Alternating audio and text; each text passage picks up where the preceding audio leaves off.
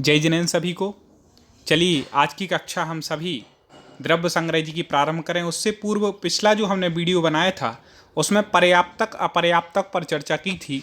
तो उसमें कमेंट में एक प्रश्न आया, रश्मि जी पूछ रही हैं कि यदि कोई व्यक्ति विकलांग है तो वह पर्याप्तक होगा या अपर्याप्तक। तो पहले उनकी जिज्ञासा समाधान करते हैं, फिर हम कक्षा को प्रारंभ करते हैं। तो आपको हम बता दें रश्मि जी और सभी लोग जिनको ये जिज्ञासा हो कि पर्याप्तक या अपर्याप्तक, तो जो विकलांग व्यक्ति है वो पर्याप्तक ही होगा, क्योंकि हमने आपको बतलाया था कि अपर्याप्तक व्यक्ति कब तक रहता है। जैसे मान लो यहाँ से किसी की मृत्यु हुई या कोई मान लो पहले त्रियंच गति में था, मनुष्य में आ रहा, तो गर्भ में वो आया तो उसके अंतर्मूरत के अंदर ही वो पर्याप्तक हो जाता है। सभी पर्याप्तियां पूर्ण होने में कितना समय लगता है? अंतर्मूरत का। तो गर्भ में ही वह पर्याप्तक हो गया, मतलब यह मनुष्य योनि में आया, उसके अंतर्मूरत में क्या हो जाता है? वह जीव पर्याप्तक हो जाता है, चाहे वह विकलांग हो चाहे फिर कैसा भी होगा, वो कैसा? पर्याप्तक ही। मतलब जन्म हुआ तो पर्याप्तक तो है ही, गर्भ में आया तब भी पर्याप्तक हो गया था। मतलब यहाँ से मान लो त्रियंच गति से मरा, यहाँ पे आके मनुष्य गति में आया,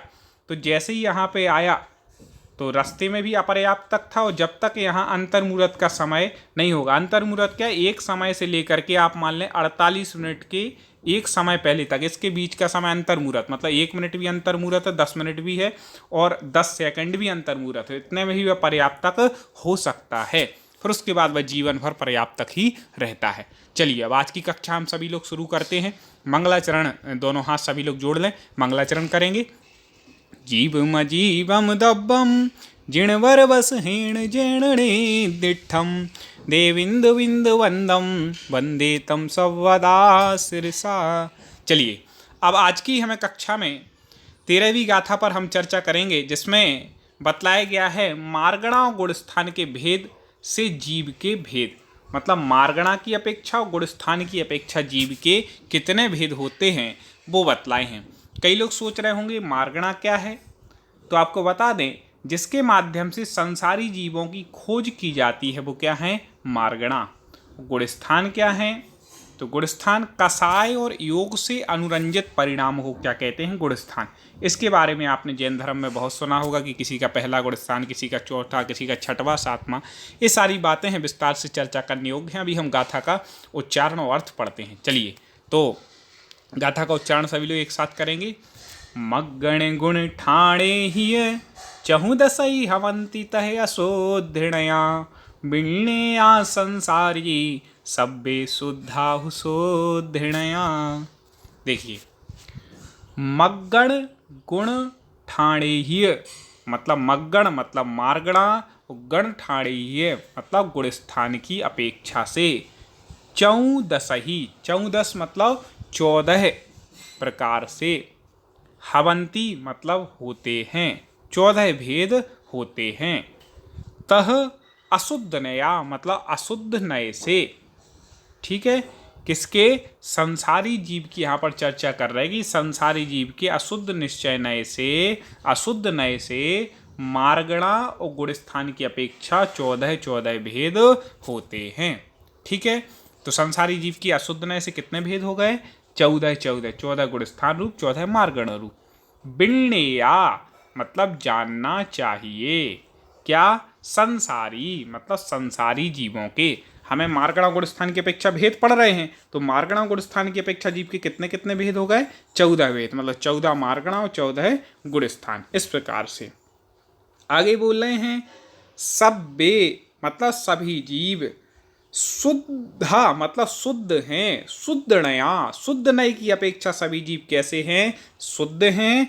और अशुद्ध नय की अपेक्षा जीवों के 14 गुणस्थान रूप और 14 मार्गणा के हिसाब से भेद हैं। ठीक है, तो संसारी जीवों के अशुद्ध नय से मार्गणा और गुणस्थानों की अपेक्षा 14 भेद, किंतु शुद्ध नय से सभी जीव कैसे हैं? शुद्ध। चलिए भावार्थ और हम देख लेते हैं क्या लिख रहे हैं। निश्चय नय से सिद्ध जीव तो शुद्ध हैं। सिद्ध भगवान कैसे हैं? शुद्ध हैं, क्योंकि एक भी कर्म रूपी कलंक उनके पास नहीं है, सभी कर्मों से रहित, इसलिए वो कैसे? शुद्ध हैं। परंतु संसारी जीव शुद्ध हैं ही, परंतु संसारी जीव भी शुद्ध है। अभी कैसे? क्योंकि निश्चय नय केवल शुद्ध द्रव्य का ही ग्रहण करता है। शुद्ध निश्चय है वो किसका करता है? शुद्ध द्रव्य का ग्रहण करता है। तो उसकी अपेक्षा तो सभी जीव कैसे हैं? शुद्ध ही हैं, परंतु मिश्रित अवस्था को ग्रहण नहीं करता शुद्ध निश्चय है, क्योंकि इस नय का प्रतिपादित विषय शुद्ध द्रव्य ही होता है। व्यवहार नय से संसारी जीव कर्मों से संयुक्त है। इस अवस्था में जीव के अनेक भेद प्रभेद हो जाते हैं, क्योंकि संसारी जीव अनंतानंत हैं और कर्म भी असंख्यात लोक प्रमाण प्रकार के हैं जो जीव से बंध रहे। इस अपेक्षा से संसारी जीव के भी संख्यात असंख्यात अनंत भेद हो जाते हैं। तथापि समझने एवं समझाने के लिए एक सुव्यवस्थित प्रणाली को अपनाकर उसमें समस्त भेदों को गर्भित किया जाता है। वह प्रणाली मार्गणा गुणस्थान की है। अपन एक कर देते कि इतने जीव इस गुणस्थान में, इतने जीव इस गुणस्थान में, ऐसे मतलब उनकी भेद कर देते हैं कि ये गुणस्थान वाले इस मार्गणा वाले ऐसे। देखिए इनके 14 भेद होते हैं। जैसे कोई कहे कि हम अपना गुणस्थान कैसे पता करें कि हमारा गुणस्थान कौन सा है, तो देखें गुणस्थान हम स्वयं पता नहीं कर सकते कि अपना गुणस्थान कैसा है।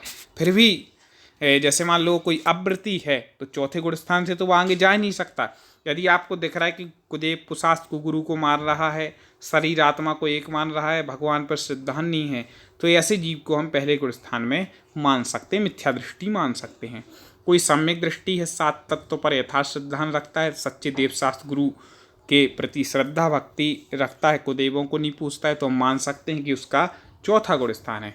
कुछ लोग ऐसे होंगे कभी श्रद्धान रूप भाव होते हैं, कभी अश्रद्धान रूप भाव होते हैं, उनकी पक्की श्रद्धा नहीं बैठ पाती, उनका तीसरा गुण स्थान है। कई हमारे व्रती प्रतिमाधारी श्रावक श्राविकाएँ होंगे, आरिका माता जी, एलक जी, छुल्लक जी, इन सबका 5वां गुण स्थान है। जो दिगंबर साधु संत हैं उनका 6वां और 7वां, क्योंकि वो 6वें 7वें निरंतर झूलते रहते हैं, ठीक है, कभी 7वें में, कभी 6वें, कभी 7वें, कभी 6वें में।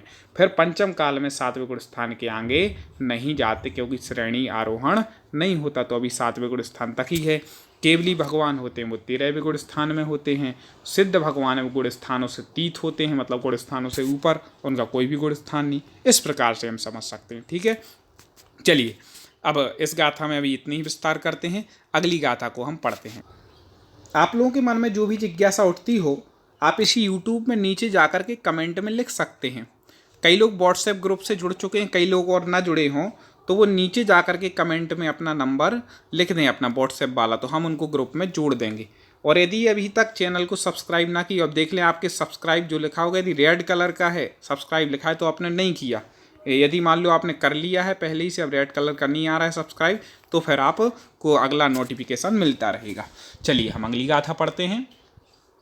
सिद्ध जीवों का स्वरूप हम सभी लोग पढ़ रहे हैं। 14वीं गाथा। निक्कम्माठ गुणा किंचूणा चरम देह दो सिद्धा लोयगड़िदाणिच्चा उपादव एहिम संयुक्ता। देखिए यहाँ पर क्या कह रहे हैं, सिद्ध भगवान का स्वरूप क्या है, जो गुण स्थानों से भी ऊपर हैं, गुण स्थानातीत हैं। अब उन सिद्ध भगवान का स्वरूप क्या है, तो आप देखें वो कैसे हैं। निक्कम्मा मतलब कर्म से रहित हैं। अब कोई बोले कि नाकुणा कहते, तो यहाँ तो एक प्रकार से ये हो गया निक्कम्मा, ठीक है। अब संसार में जो निकम्मा शब्द है वो बुरा माना जाता है, निकम्मा जिनको बोलते हैं, तो निकम्मा का अर्थ भली अब गलत में लिया जाने लगा, लेकिन निकम्मा मतलब तो वो ही हैं जो कर्म से रहित हो गए हैं, या संसार में जितने करने योग्य कार्य थे वो सब कुछ कर दिए हैं, वो जो कृतकृत हो गए हैं वो कौन कहलाते हैं, निकम्मा, जो कृतकृत हो गए, कोई भी कर्म निशेष नहीं है, या जो 8 कर्मों से रहित हो गए हैं, ऐसा भी अर्थ लेंगे, दोनों लेंगे। वो 8 गुणा मतलब जो 8 गुणों से सहित हैं। अब 8 कर्म की नाश से 8 गुण प्रकट होते हैं, ठीक है। जैसे ज्ञानावरणी कर्म के नाश से अनंत ज्ञान प्रकट होता है, दर्शनावरणी से अनंत दर्शन, तो ऐसे 8 कर्मों के नाश से 8 गुण प्रकट होते। तो 8 कर्मों से रहित है, 8 गुणों से सहित हैं सिद्ध भगवान। और कैसे हैं, किंचूणा, किंचूणा मतलब कुछ कम।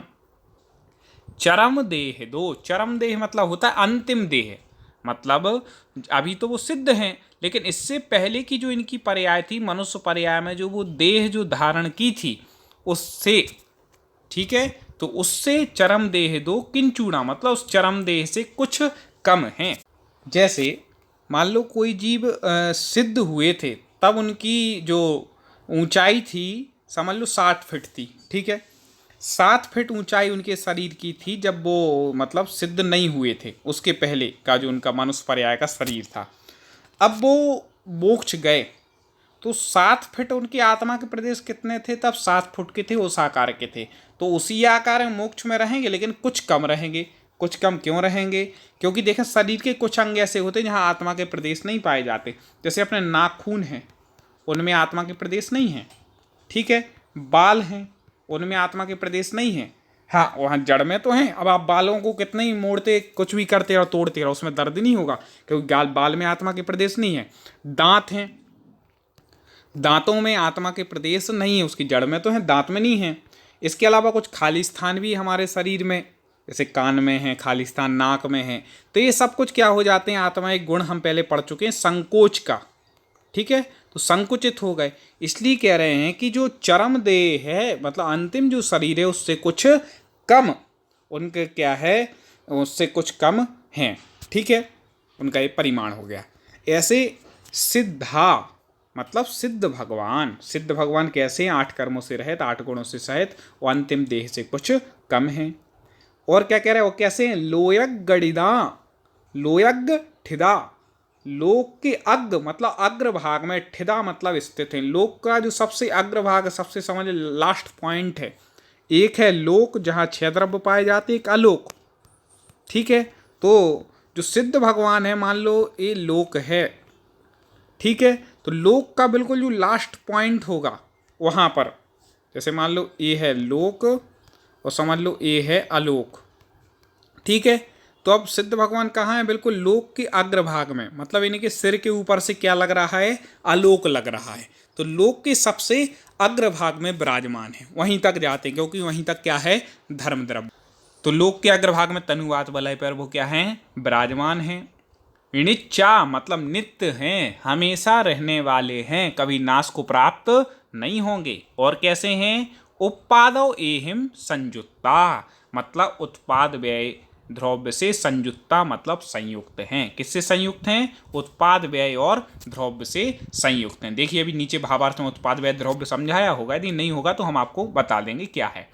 तो वो सिद्ध भगवान कैसे हैं? 8 कर्मों से रहित, 8 गुणों से सहित, अंतिम देह से कुछ कम है, लोक के अग्रभाग में विराजमान है, नित्य हैं, उत्पाद व्यय द्रव्य से संयुक्त हैं। अब चलिए भावार्थ में देखते हैं। जो सिद्धत्व को प्राप्त हो गए उन्हें सिद्ध कहते हैं। सिद्ध भगवान संपूर्ण कर्मों से रहित होने के कारण अमूर्तिक हैं।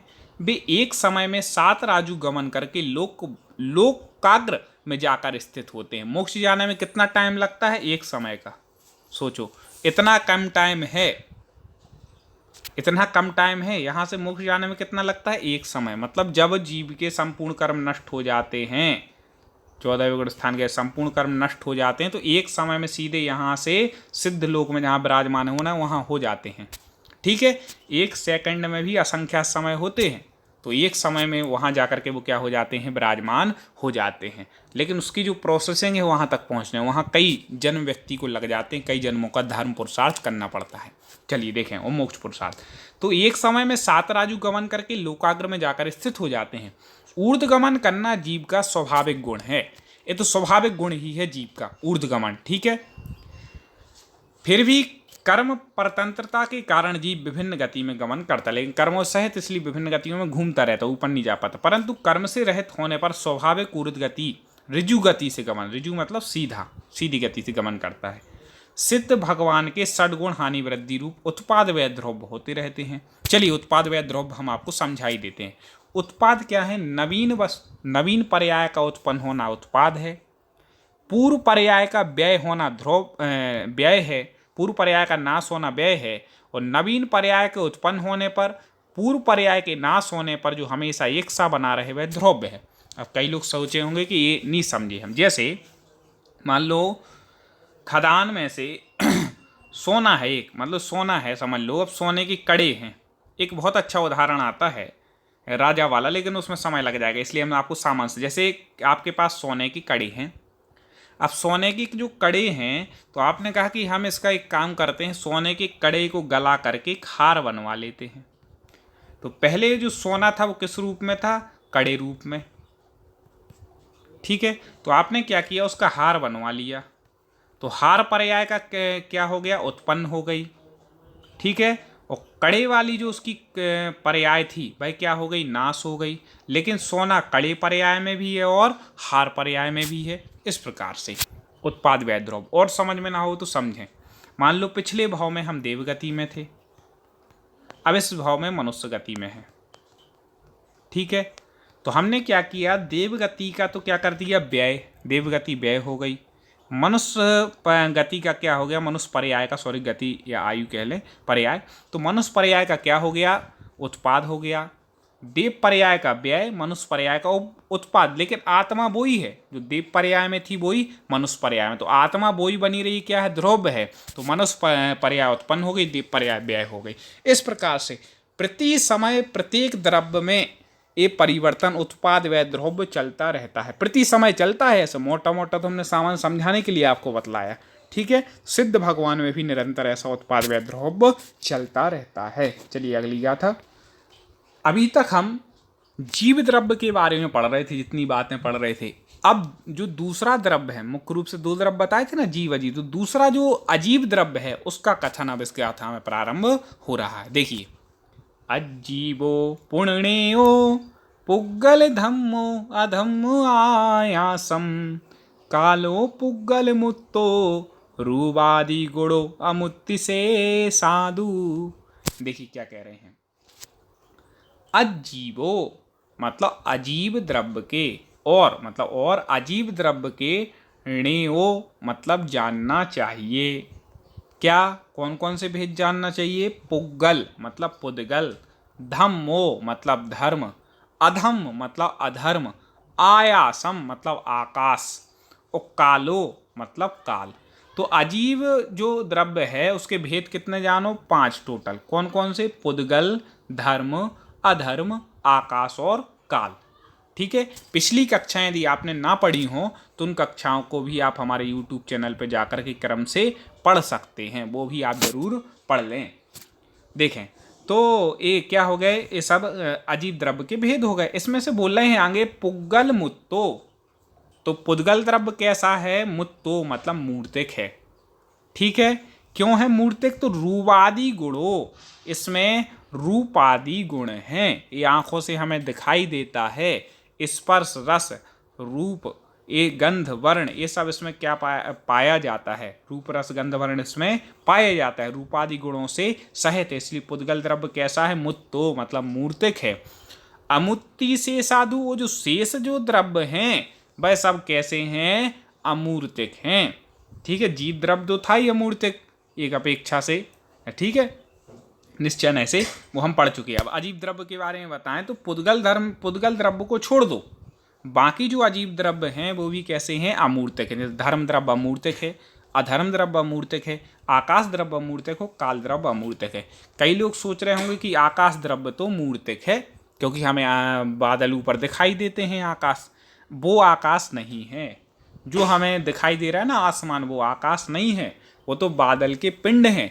आकाश आंखों से नहीं दिखाई देता। आकाश क्या है, संसार में जितना भी खाली स्थान है सब क्या है, आकाश। आपका जो रूम है, ठीक है, उसमें जितना भी खाली स्थान है सब क्या है, आकाश। तो आकाश सब जगह व्याप्त है, वो है आकाश। ठीक है, ये लेना।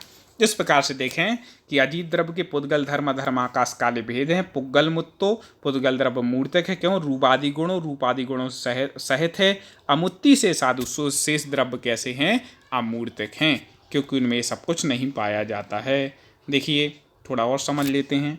जिसमें स्पर्श रस गंध वर्ण पाए जाते हैं वह मूर्त द्रव्य है। स्पर्श रस गंध वर्ण से रहित अमूर्त द्रव्य है। जिसमें चेतना हो वह जीव द्रव्य है। जिसमें चेतना पाई जाती वो कौन है, जीव। जीव द्रव्य धर्म द्रव्य, अधर्म द्रव्य, आकाश द्रव्य, काल द्रव्य रूपादि गुण से रहित होने के कारण अमूर्तिक द्रव्य हैं। पुद्गल द्रव्य रूपादि गुण वाला होने के कारण मूर्तिक है। ठीक है, केवल एक पुद्गल द्रव्य ही मूर्तिक है, अन्य द्रव्य अमूर्तिक हैं। एक ही द्रव्य है मूर्तिक 6 में से, बाकी सब अमूर्तिक। एक जीव द्रव्य ही चेतन है, अन्य जो द्रव्य हैं बाकी 5 वो सब कैसे हैं, अचेतन। ठीक है, क्योंकि जीव में ही चेतना पाई जाती है। और थोड़ा समझ लेते हैं। अनादिकाल से जीव एवं अजीव पुद्गल कर्म वर्णा का संश्लेष संबंध है। दूध और पानी जैसे होता ना एक में एक हो जाता, तो ऐसी संश्लेष संबंध है, मिला हुए हैं। जैसे शरीर और आत्मा का कैसा बिल्कुल मिले हुए हैं, आपको लग ही नहीं रहा कि भाई ऐसे संश्लेष संबंध है, जिसके कारण जीव पुद्गल से प्रभावित होकर मिथ्या दर्शन, मिथ्या ज्ञान, मिथ्याचारित रूप परिणत होकर स्वपर भेद विज्ञान से रहित होकर स्वाद्रव्य को परद्रव्य, परद्रव्य को स्वाद्रव्य मान बैठा है। इसके कारण जीव अनादिकाल से भ्रमण करता हुआ अनंत दुख भोग रहा है। इसलिए स्वाद्रव्य को जानने के लिए परद्रव्य को भी जानना अनिवार्य है। मतलब आत्मा को जानना है तो शरीर के भी स्वभाव को जानना है, तभी हम भेद विज्ञान कर पाएंगे। इस प्रकार से आज की हमने 3 गाथाओं पर चर्चा की। अगली कक्षा में पुनः हम 3 गाथाओं पर चर्चा करेंगे। आपके पास जो वीडियो की लिंक हो, इस वीडियो की लिंक को और भी ग्रुपों में शेयर करें, अपने मित्रों तक पहुंचाएं, जिससे वो भी जिनवाणी माँ का स्वाध्याय कर सकें। पुनः कक्षा में अगले विषयों पर चर्चा करेंगे। सभी के लिए जय जिनेंद्र।